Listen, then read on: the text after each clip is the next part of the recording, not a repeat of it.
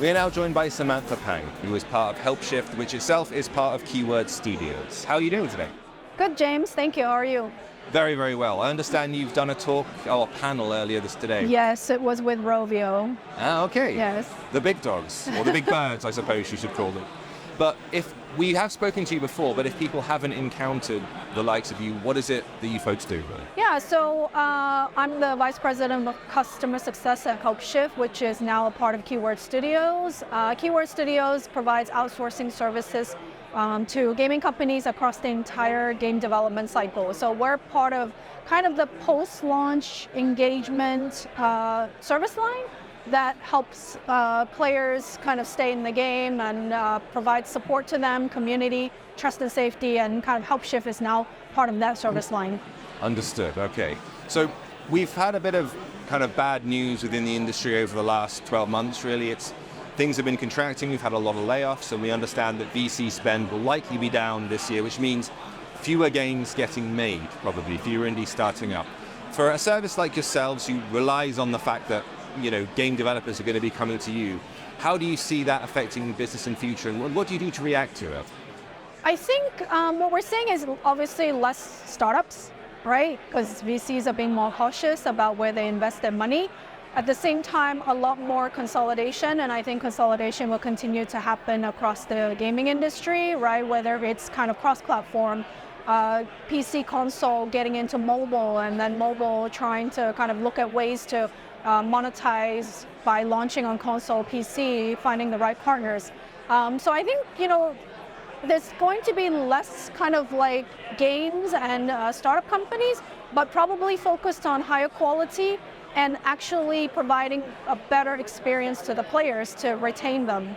Well, I imagine that while UA is a part of what you're engaged in, when a new user comes in, they come and they require help, they require assistance, part of that is what you deal with. But also, I imagine a lot of what you deal with is retention, is making sure that the people who are playing have their questions answered and are able to navigate through the game, and you assist with that. So is that a thing that you then have to step up even more? If there are fewer games, you want to make sure the people who are playing stay. Absolutely. I think kind of with where the trend is going right now, where less data can be collected about the players, right? You really have to focus on retaining them and providing support faster, because ultimately players just want to get back to playing the game. If you're going to delay that, then you increase the chances of losing them. So our focus is continuing to keep the players in the game no matter which channel they're reaching out to you from. And you're not sending them out to like an email or browser, because then they're going to find another game that actually cares about giving them the answers faster, especially mobile, right? Nice. You're competing with other entertainment that's right there, right? Netflix or eating something, right? That's kind of what we hear a lot from our clients. So you really want to focus on providing that experience where they get the help when they need it. So keeping them in-app and not kind of pushing them outside is important. So we've seen a lot of talk about AI, both positive and negative. I know people are blaming AI for some of the layoffs that have happened recently and things like that. I imagine some kind of ML or AI plays a part in what you do, at least maybe the initial, I have a question, and then the help box pops up. Is that the case, and how much of it is human-assisted or human control? Yes, so Helpshift is about providing, for mobile, it's providing kind of the experience out of the box with an SDK that starts with a help center, and then we use AI to understand the player's problem. Once you can accurately define the player's problem, then you can kind of have them talk to a bot or a human, and you can segment and personalize the experience based on the type of player they are, right? And based on the type of problem it is. And that allows us to kind of create very defined workflows that ultimately get them to the right place at the right time and get their answers very quickly. So AI is definitely kind of an area we've invested in since 2017, and it continues to be a focus, especially because Keywords is a huge proponent of AI. There's a number of technologies that Keywords has also acquired over the years, and we're kind of looking at how do you then bring more AI into Helpshift so that we can constantly look at the right areas to invest in continue to improve that player experience with more AI. Right, because I know we've all had experiences in the past where you try and phone up a line for assistance, and it inevitably is some kind of AI bot or assistance, and people are kind of in their head going, just let me talk to a person. And I know that must be a reaction you get from some people. How do you ensure that that first contact experience does actually feel frictionless and doesn't make them despair and kind of bounce off of the whole process? So right now what we're seeing, especially in the last year, is gaming companies a lot more focused on self-service. Not necessarily deflection, but self-service, which is providing targeted content through AI or allowing them to actually start the conversation in an FAQ so that they feel like they're getting help. And then from there, if the help center isn't going to solve their problem entirely, we send them down a very defined workflow that allows them to tell us what their problem is. So at least we can then kind of help them and guide them down providing that information, then to be able to provide them a resolution faster than a human can on their own. Recently, we also introduced machine translation into Helpshift using another keywords technology called Kantan. And that's the same technology we're using for localization. So the quality is already being validated. And what we're seeing is CSAT goes up when you use machine translation in Helpshift because you're providing native language support that you weren't able to with humans before. And you're now able to provide native language support 24/7. So players are finding that to be a better experience than waiting 8 hours for the next business day or conversing with someone in English because they can't afford to staff for that language. Gotcha. Now, everything changes incredibly fast in this industry more than most, and we've had lots of regulation changes, as you mentioned earlier, with the way that Apple has kind of locked down user data, Google doing it a little bit, and then we have the situation in China where they started restricting payment systems and you can't get login bonuses every day. And again, it just turns on a dime and suddenly everyone has to react. How do you stay nimble when you're dealing with something like this, especially with things like AI models which require learning? There has to be a period of learning at least. So, and if users are maybe starting to talk about their own personal data, does it become problematic where it's like, you can't say that, we're not allowed to collect this information?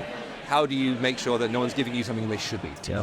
So we have our own InfoSec team, and we also kind of make sure that we're following Apple and Google's regulations at any given time to remain compliant.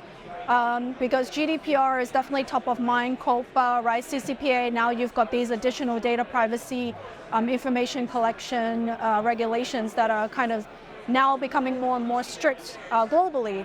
So what we try to do is make sure we're very transparent about what data we're collecting, and this adheres to Apple or Google's policy so that our clients already feel that, okay, we've got our bases covered, they've already gone through InfoSec. And then we make sure that our clients understand that they own the data. We don't. As long as they're using Helpshift, they own the data. And as long as they're providing a way for the players to request account deletion or a copy of their data. So we continue to use AI and automation to provide them those tools to create processes internally that cater to how they want to organize those opportunities for players to tell them what they want them to do with their data. So that's how we try to stay ahead. And every quarter, every Q3 of each fiscal year, we have a new update to the SDK because we're looking at Google and Apple's policies for mobile, and we're making sure our SDK is refreshed and we have the breaking changes addressed if we can't collect this data or that data. But at the end of the day, our client owns the data, and we want to make that very clear to them. It's good to know. You did do that panel earlier today. What was the topic of that one? It was about Romeo's journey to AI and transformation, coming off of an email-based support tool and moving on to Helpshift and starting their experiment with AI and automation and machine translation. I see. That's quite a high-profile client as far as they go. Yeah, I think that's what we're starting to see is clients that are in gaming are trying to really now get with the market trends, which is AI, machine translation, is what we've been hearing all throughout 2023. So the market is ready for it, our clients are ready for it. Gaming is always being ahead of the market in terms of adopting new technology and testing it, right? So I think Rovio, with the number of games, 23 games and multiple languages, I think they had to think about new way of supporting their players and keeping them inside the game with the focus on retention. So that's why they made that move. Makes sense. Well, you're at the show today, you've done your talking, it's out of the way. What do you have planned for the rest of the time here? What do you go to shows like this for? I mean, it's always great to come out here and see a lot of our clients in Europe. We have a very strong client base in Europe, and so does Keywords, right, even before acquisition. So it's great to be able to see them together and, trying to understand, are we doing the right things? Are they seeing value? Because now they're using multiple keyword services. So it's great to be able to kind of meet them and get feedback and understand how we can do better. Because at the end of the day, we just want clients to be happy, right? Like, I mean, they're happy, we're happy, it's great. And just kind of seeing what's out there in the industry, right? You always want to try to see what's the next thing that's coming in gaming, and everyone kind of tries to prepare for or at least be informed about what's coming. But right now we're just kind of enjoying the show. There's a lot of clients and industry people around, a lot of my former coworkers, coworkers in the UK definitely here as well. So a lot of energy. Pocket Gamer London is one of my favorite shows in Europe, so it's been great to be here again, second year. Well, it's good to have you back. Thank you. Thank you ever so much for talking to me today. Thank you very much, James.